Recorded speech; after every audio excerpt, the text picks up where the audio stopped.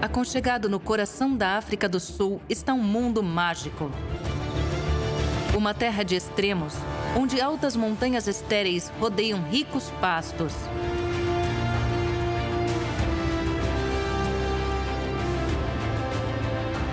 Gigantes voam pelos céus. E os mais vulneráveis buscam abrigo.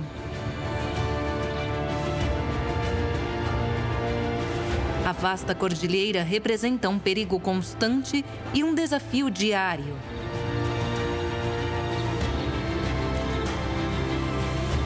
Mas, para aqueles que se adaptaram, ela se tornou seu lar.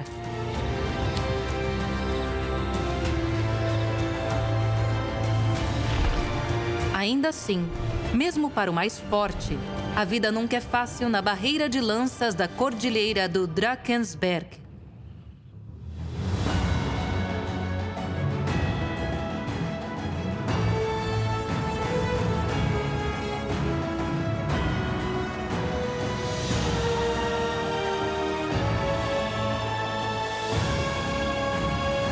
Os reinos ocultos da África.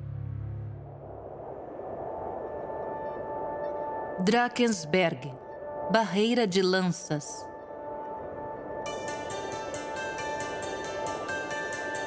Os membros da tribo Zulu, que vivem no lado oriental da cordilheira, a chamam de Ukalamba, a barreira de lanças. Os primeiros colonizadores holandeses a passarem com seus vagões de boi pelo sopé das montanhas as nomearam de Drakensberg, a Montanha do Dragão. Ambos os nomes ainda estão em uso hoje, mas a maioria dos sul-africanos simplesmente se referem a ela como The Berg, a montanha. Independentemente de como é chamada, os incontáveis picos que dividem a província de KwaZulu-Natal do Alto Reino do Lesoto são uma das paisagens mais impressionantes da África do Sul.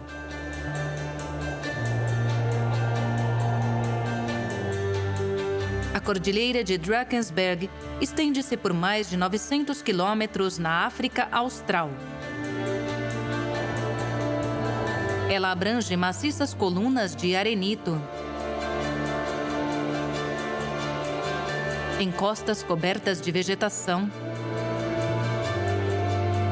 e torres rochosas de 3 quilômetros de altura. Tempestades perigosas podem se formar em questão de minutos.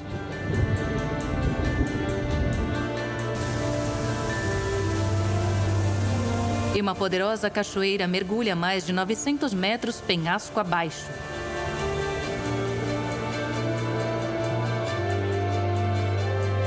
O aspecto rústico das montanhas é quebrado por uma impressionante beleza natural.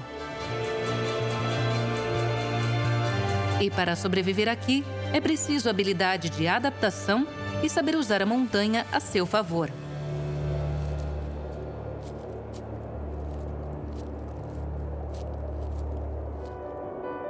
As temperaturas durante a noite despencam regularmente abaixo de zero, e por isso, para muitos moradores de montanha, o nascer do sol é o sinal que é hora de se mexer. O Drakensberg é o lar de várias espécies de aves de rapina. Planando alto sobre a montanha, elas voam vastas distâncias ao longo dos diversos picos e abismos. Mas uma espécie requer um pouco mais de ajuda para se locomover pelo ar. O abutre do cabo não é um madrugador. Apesar de serem um dos mais comuns catadores da montanha, eles não são avistados até que o sol esteja bem acima da linha do horizonte e a massa de ar quente esteja forte o suficiente para alçá-los e mantê-los no ar. Altamente sociáveis, eles se aninham em grandes colônias ao longo das falésias, onde esperam que as primeiras correntes de ar do dia comecem a subir a montanha.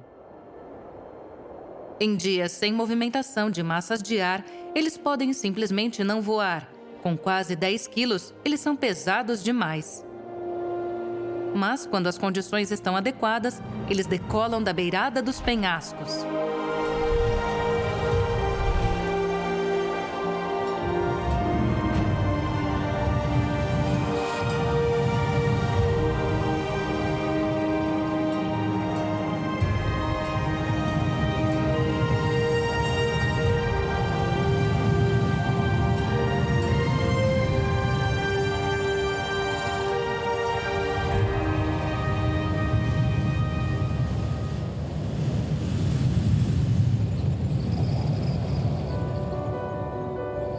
Fazendo uso das correntes de ar produzidas sobre os cumes das montanhas, eles voam para frente e para trás para ganhar altitude.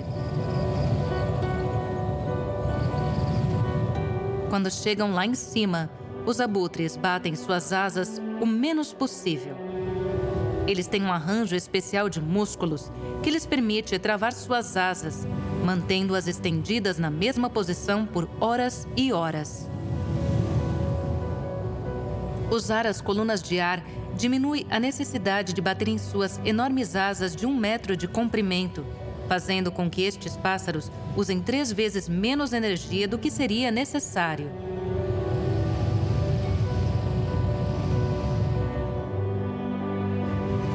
Os abutres voam e planam com tão pouco desperdício de energia que eles podem viajar uma distância de quase 150 quilômetros em um bom dia. Como catadores, eles se alimentam principalmente de carniça. Quando procuram por alimentos, eles formam uma rede de forrageamento no céu, cuidando uns dos outros enquanto percorrem grandes áreas buscando uma carcaça adequada. Isso pode exigir que percorram grandes distâncias. Quando eles localizam uma refeição potencial, os abutres do cabo podem mergulhar em direção ao solo, circulando em um raio de 4,5 km e descendo quase 300 metros em menos de 6 minutos. Estes pesados pássaros evoluíram para usar as correntes de ar quente criadas pelo calor do sol para dominar os céus sobre o Drakensberg.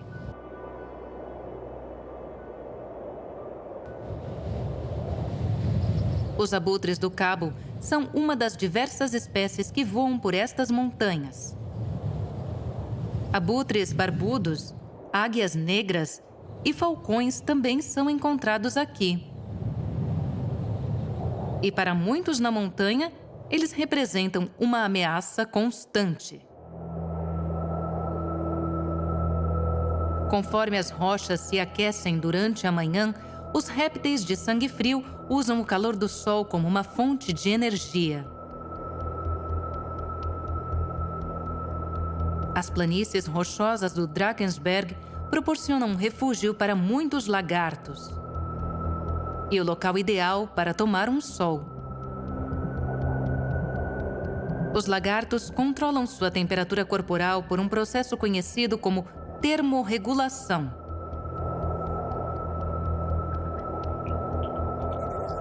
Eles usam o ambiente para elevar e diminuir sua temperatura do corpo.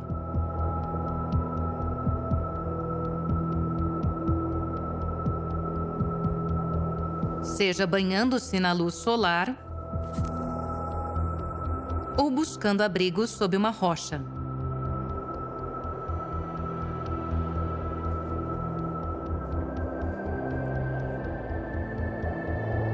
As montanhas são o lar de algumas espécies icônicas. Estes lagartos, Trachylepis punctatissima, parecem quase desfrutar de seus banhos de sol, apesar da ameaça acima. Uma pálpebra inferior transparente funciona como janela para os lagartos espiarem mesmo quando fecham seus olhos.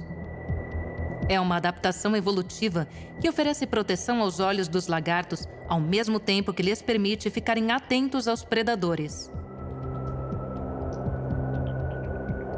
A camuflagem é essencial quando você precisa passar longas horas em campo aberto, sem que uma fuga rápida seja possível.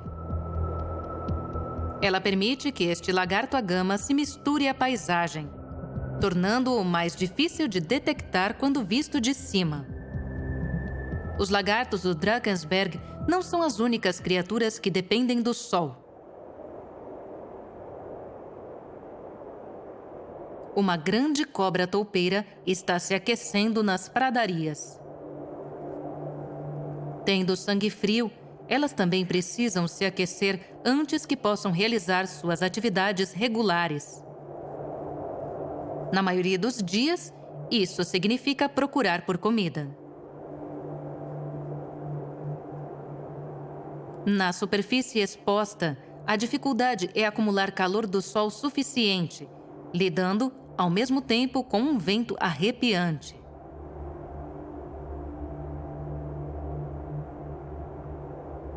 É um vagaroso começo de dia. Uma cobra que não se aqueceu não pode caçar.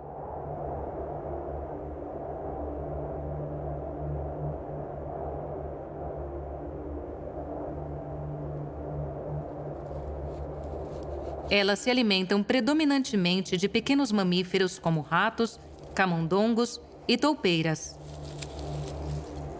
Elas não são venenosas. Em vez disso, envolvem suas presas em um abraço apertado, sufocando os azarados roedores.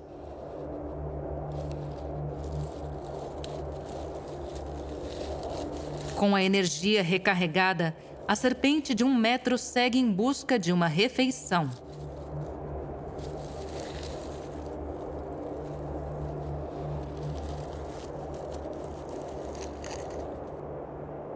Vale a pena aproveitar o sol ao máximo enquanto ele não se põe.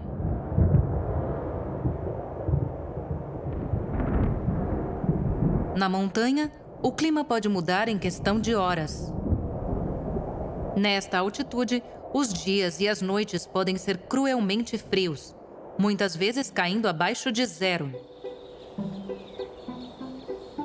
Para sobreviver aqui, é vital manter-se aquecido.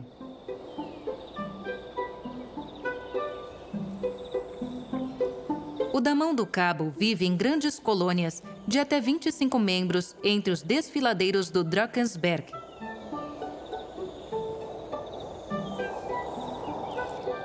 E não há nada que eles gostem mais do que um banho de sol.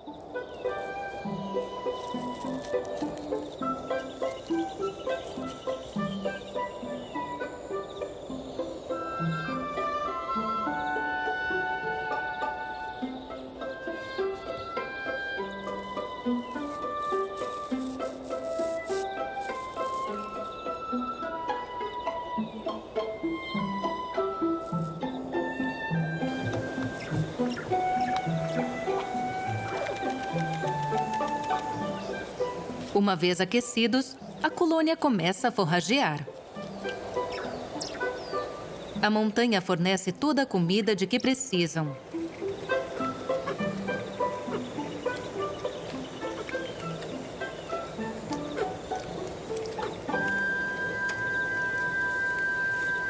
Mas em um dia quente, os predadores patrulham os céus acima do Drakensberg.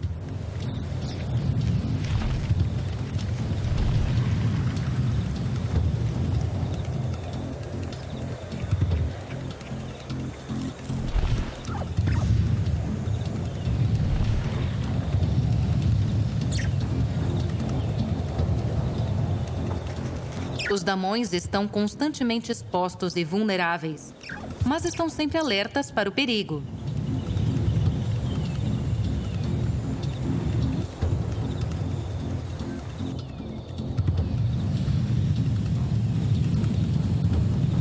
A águia negra mergulha.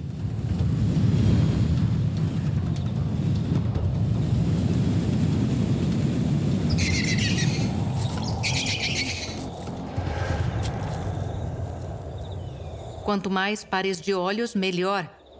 Aqui em cima, trabalhar em equipe pode significar a diferença entre a vida e a morte. Viver em grandes grupos forneceu os damões a segurança de que precisam para sobreviver nas encostas do Drakensberg. Mas nem todos os mamíferos de Drakensberg escolheram a vida em comunidade como um método de sobrevivência. Alguns optaram por uma vida de solidão, usando a escuridão para sua vantagem.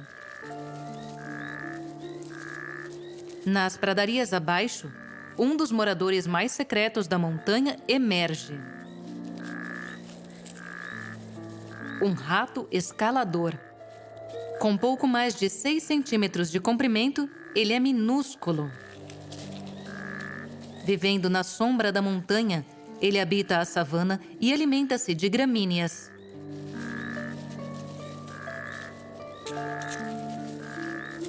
Uma longa e habilidosa cauda e dedos do pé especialmente adaptados ajudam-nos a escalar plantas para que consigam alcançar as suculentas sementes mais acima.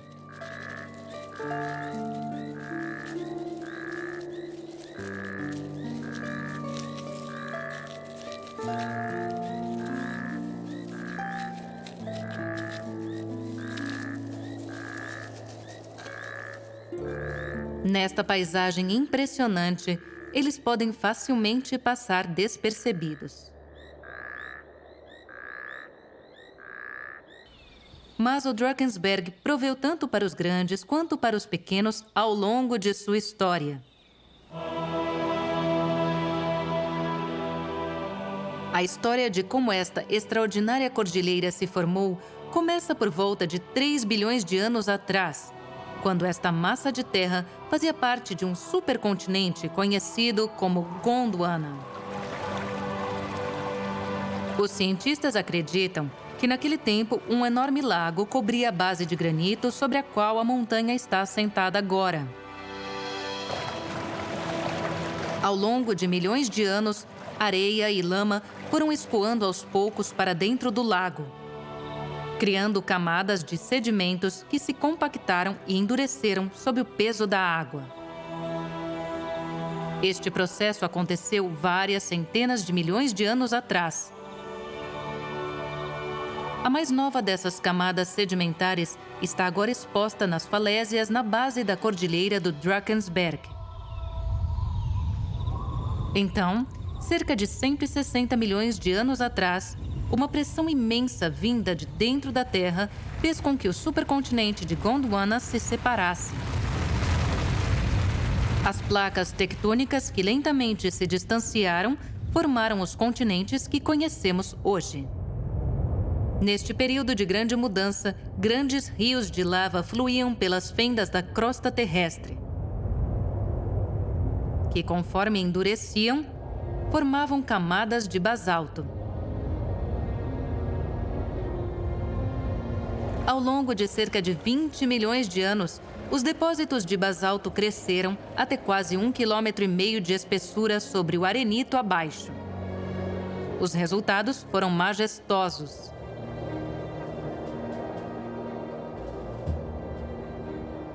Quando os fluxos de lava pararam, a construção desta extraordinária cordilheira foi interrompida e um lento processo de desgaste começou.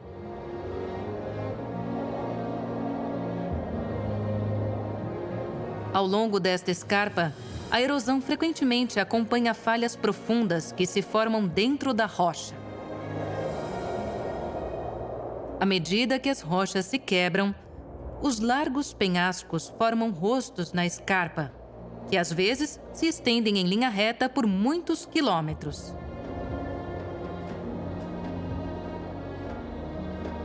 Ainda mais alto, grande parte do basalto duro foi, há muito tempo, desgastada pelo tempo e pelos elementos. Blocos foram cortados e então pulverizados ao longo de séculos ou engolidos pelas profundas ravinas do Drakensberg.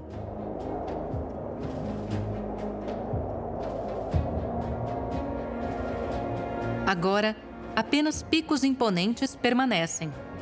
Uma cadeia de sentinelas vigiando a paisagem. O entulho deste longo processo foi transformado em um solo negro que sustenta a vegetação que cobre as encostas abaixo.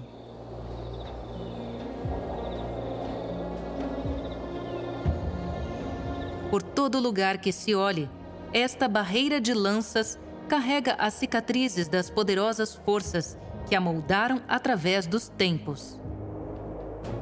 Mas o Drakensberg também é uma força e tem um impacto sobre a paisagem ao redor. Por esta razão, ele também é conhecido por outro nome: o Criador de Rios.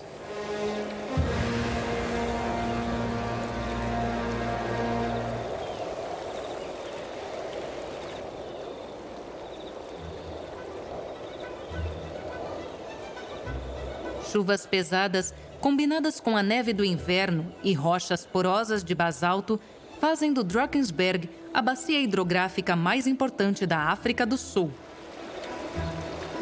Ela é fonte de vários rios importantes, incluindo os dois maiores da África do Sul: o Orange, que flui para o oeste e cobre 2.200 quilômetros antes de desaguar no Oceano Atlântico,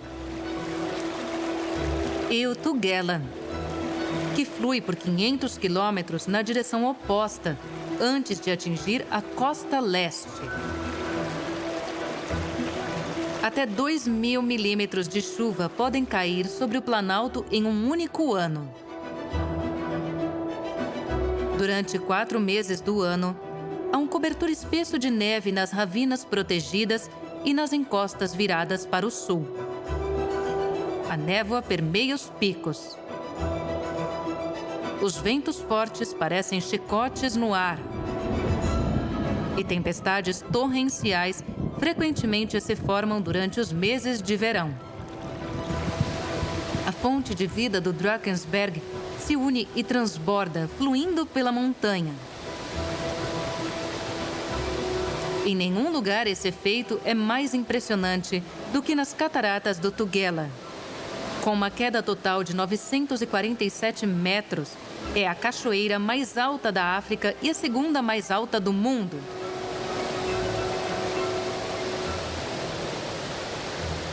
É tão alta que, no momento em que a água atinge o fundo, uma boa parte dela já se transformou em névoa, desaparecendo no ar.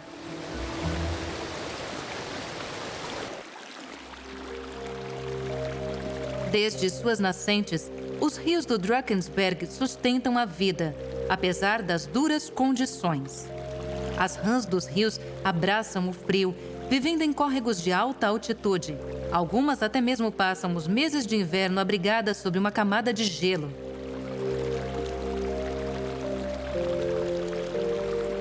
Os caranguejos de água doce se reproduzem com sucesso, povoando as águas.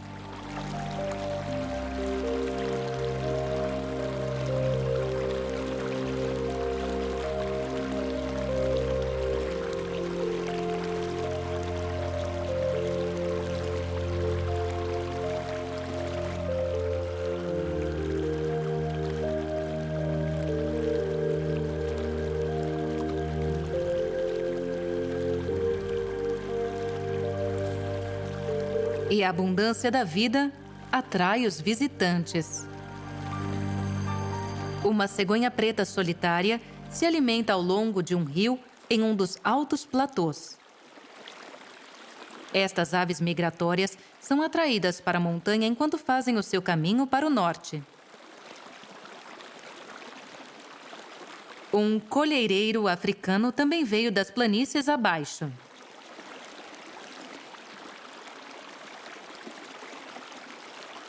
As ricas terras férteis proporcionam uma abundância de oportunidades de alimento para ambos, sendo que rãs e caranguejos são alguns dos itens favoritos do cardápio da cegonha. A parada perfeita na jornada de sua migração anual.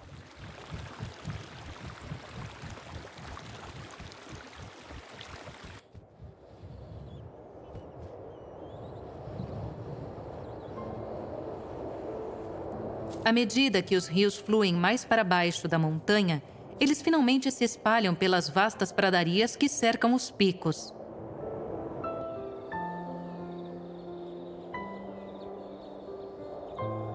Apesar de parecerem uma massa homogênea, Estas planícies são, na verdade, feitas de uma mistura incrivelmente diversificada de espécies.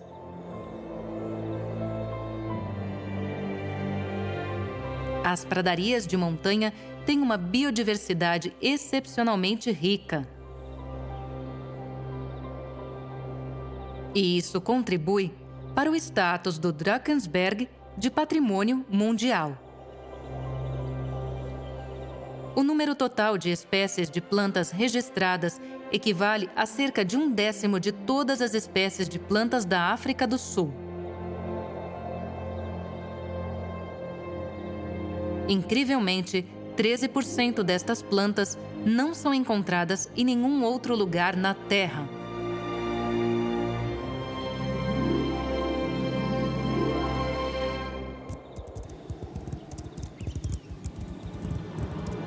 As pradarias abrigam uma riqueza de vida.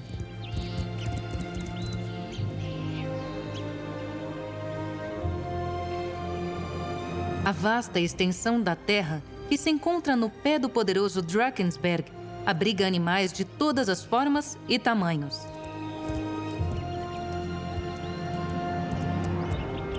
Cada espécie se adaptou para aproveitar ao máximo o que está em oferta. Mas, para isso, eles devem cobrir grandes distâncias, já que os alimentos e recursos estão espalhados por toda esta enorme área. Chacais de dorso negro prosperam com as vidas que a montanha toma, alimentando-se de carcaças.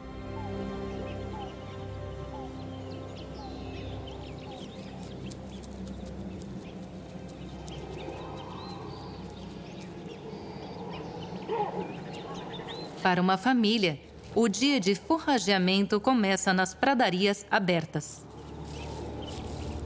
Depois de passar a noite congelante abrigados nas cavernas intermináveis das montanhas, esta tropa de babuínos papi-ursinos desceu para forragear.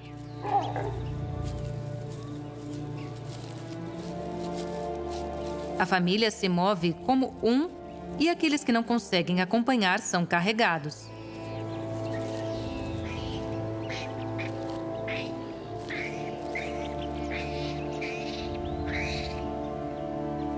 Mas nas planícies, eles estão todos vulneráveis. Expostos pela enormidade da paisagem, os predadores aéreos do Drakensberg são uma ameaça constante, mesmo para estes pesos pesados.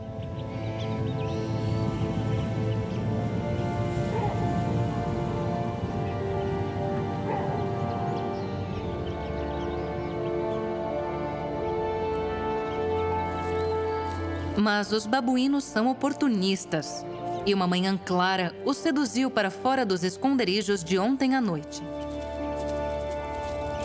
Os babuínos papi-ursinos são altamente adaptáveis e podem sobreviver em uma ampla variedade de habitats. A chave do seu sucesso no Drakensberg é não serem comedores exigentes. A dieta dos babuínos inclui quase tudo que é comestível. Ao forragear, eles usam os dedos para cavar pelo solo duro para alcançar as raízes das plantas nutritivas, seus bulbos e as larvas abaixo. Esta técnica permitiu-lhes criar uma vida para si mesmos nesta paisagem estéril. Estas pradarias também atraem visitantes de longe.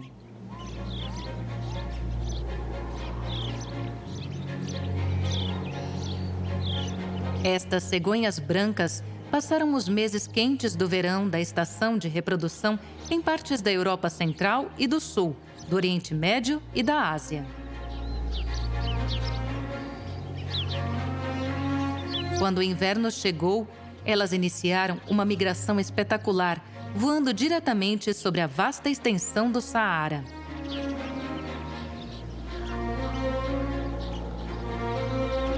Antes de, eventualmente, fazer residência à sombra dos picos do Drakensberg.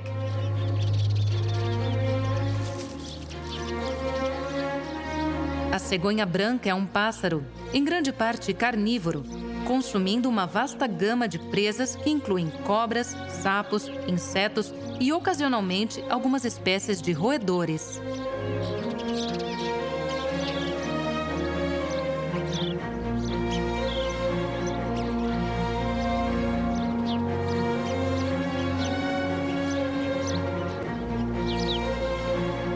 Elas não são comedoras exigentes. Quase qualquer coisa serve, permitindo-lhes conseguir um sustento das ofertas um tanto escassas do Drakensberg. A cegonha branca é resistente, mas não é o único animal atraído para o Drakensberg. Embaixo, nas planícies, os grandes ruminantes se reúnem. Mas seu tamanho não se compara à grandeza da paisagem que o circunda.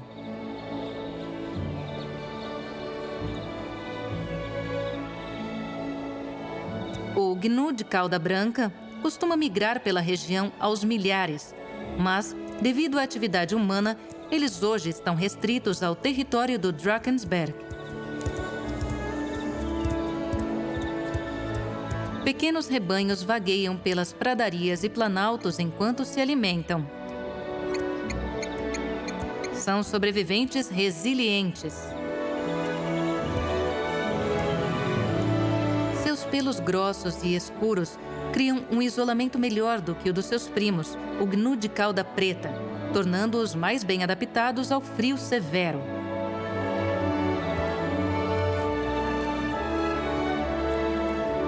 Eles necessitam de pouca proteção durante o frio inverno da montanha, mesmo nas suas altitudes mais elevadas.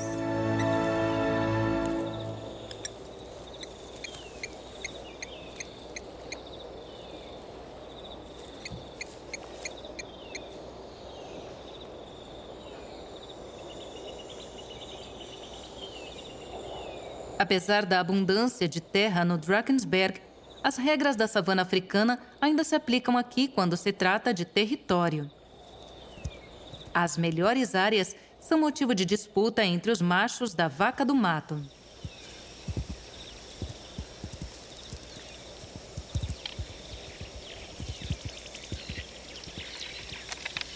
Seus territórios devem incluir uma rica fonte de alimentos, fácil acesso à água e um solo firme durante as chuvas.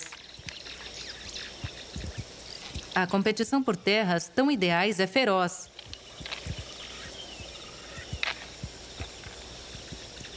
Os indivíduos que dominam estas áreas se encontram frequentemente nas fronteiras dos dois domínios e entram em combate.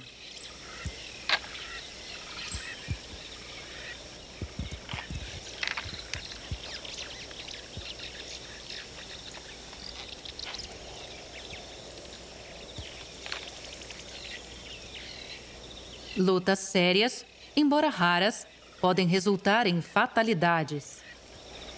Por enquanto, parece que eles estão apenas exercitando suas habilidades.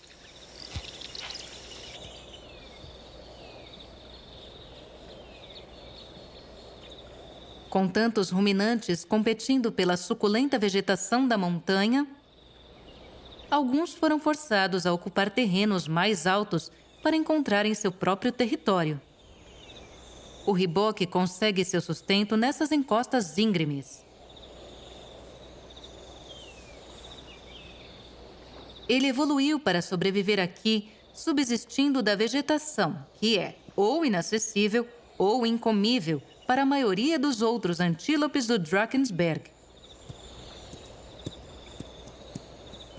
O riboque vive em algumas das áreas mais estéreis do Drakensberg, onde algumas das primeiras espécies a se instalarem aqui continuam a prosperar.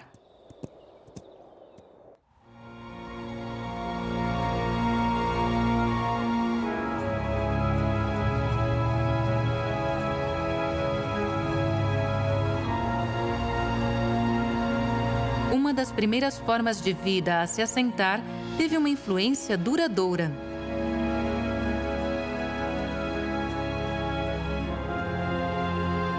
A chegada do líquen é um passo vital na colonização das rochas nuas.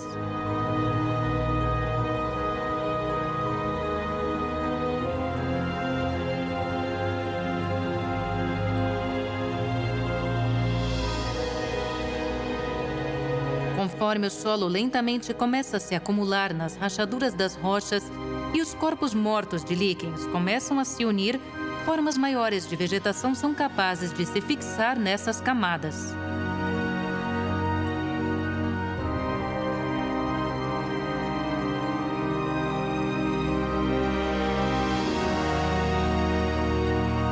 Quanto mais e mais vegetação cresce neste espaço, juntas elas quebram a rocha e adicionam seus próprios restos à pilha.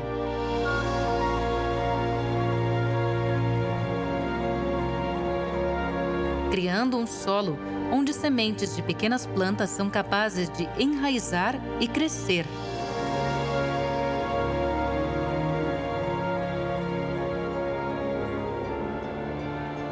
Mas todo o processo começa com o humilde líquen.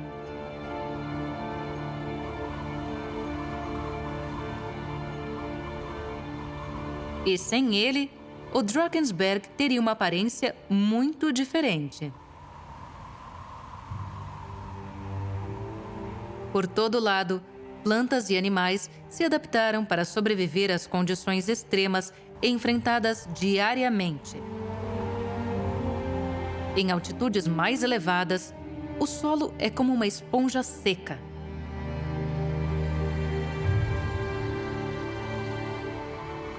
Isto o impede de congelar no frio severo. Acima da linha das árvores, plantas sobrevivem porque muitas delas têm bulbos e raízes subterrâneas. Enquanto as plantas que vivem mais abaixo cercam os córregos e rios que correm pela montanha.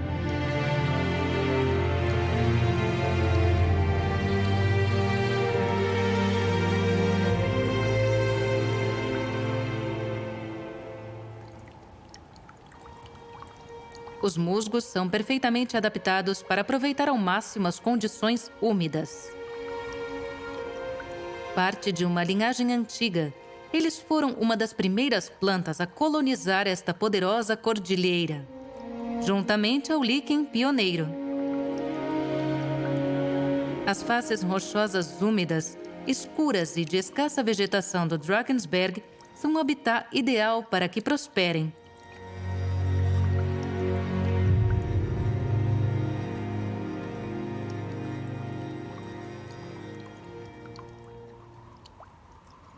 E criam um esconderijo ideal para um caçador.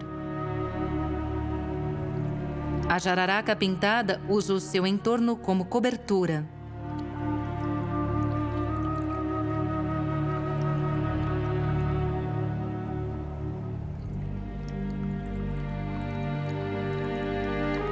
Apenas a sua respiração revela sua localização.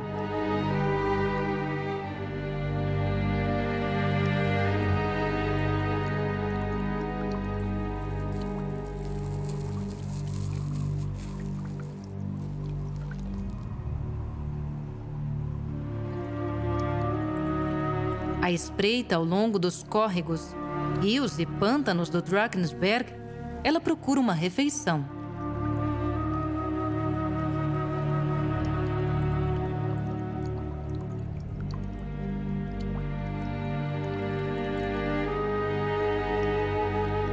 Ela caça anfíbios, como os sapos da montanha, que se adaptaram para se camuflarem na paisagem rochosa.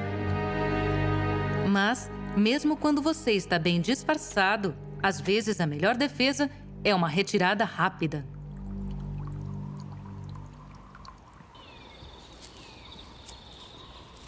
À medida que a luz da noite recai sobre as pradarias, seus moradores buscam abrigo. As cegonhas brancas precisam se virar com qualquer tipo de local elevado. Uma árvore solitária serve perfeitamente. Os viajantes se reúnem em colônias informais. Os babuínos também precisam ir para casa. Eles fazem seu caminho de volta montanha acima até a segurança de suas cavernas.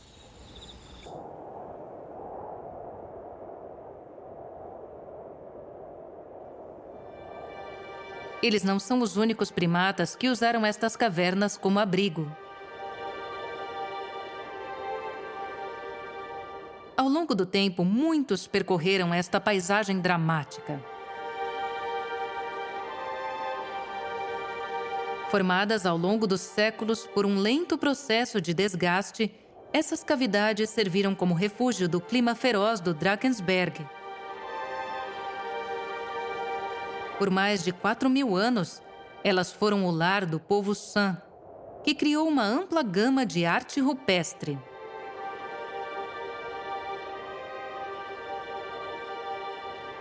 A maior e mais prolífica coleção da África. Há cerca de 600 locais e 35.000 imagens individuais apenas no Drakensberg.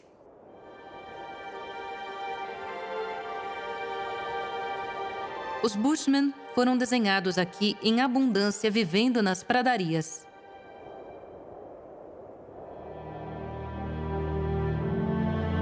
As imagens retratam um relato detalhado de sua existência de caçadores-coletores.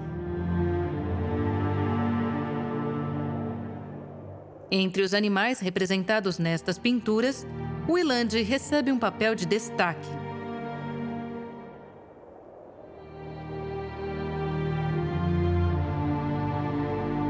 Tanto a quantidade quanto a qualidade das pinturas dos elandes são notáveis, sugerindo que eles eram muito importantes na cultura San.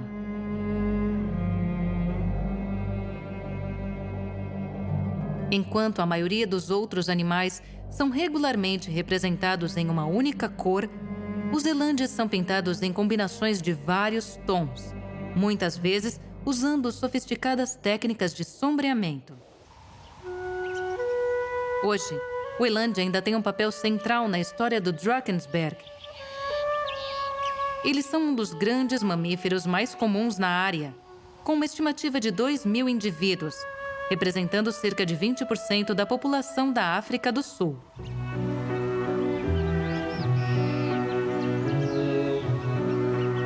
Os elandes da região movem-se tipicamente em rebanhos de até 15 membros. Mesmo à distância, estes gigantes de 900 quilos são inconfundíveis.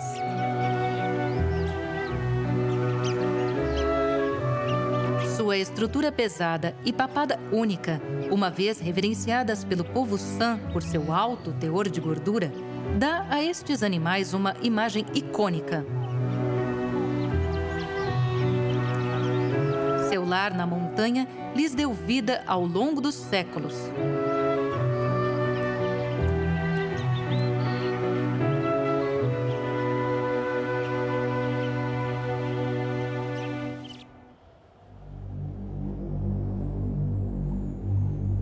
Porém, ao final do século XIX, os San tinham desaparecido por completo do Drakensberg, expulso pelos colonos europeus. Mas seus desenhos permaneceram. Com base em taxas conhecidas de deterioração, a maior parte da arte rupestre remanescente no Drakensberg pertence aos últimos 1.000 anos de ocupação, talvez os últimos séculos. Hoje, elas oferecem um vislumbre do passado, um lembrete das pessoas que viveram, sobreviveram e prosperaram durante séculos nesta terra extrema.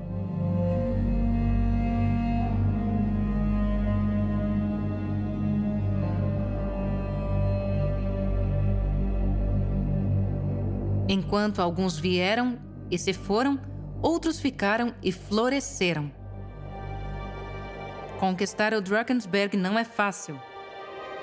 Mas se forem bem-sucedidos, a montanha abrigará e protegerá aqueles dispostos a viver aqui.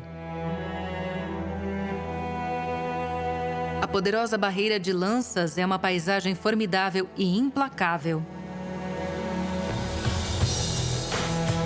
Um deserto hostil,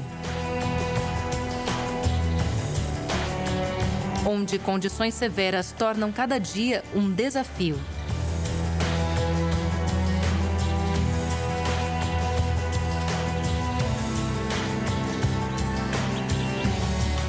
Mas, para os poucos que a encararam, as recompensas têm valido a pena.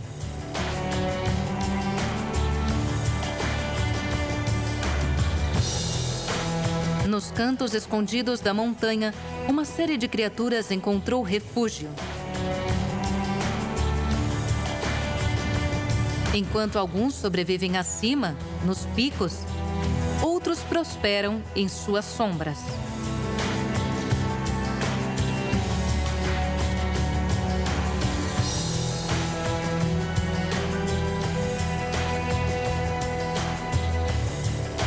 Estendendo-se por uma distância enorme, ela é chamada de barreira de lanças por uma boa razão.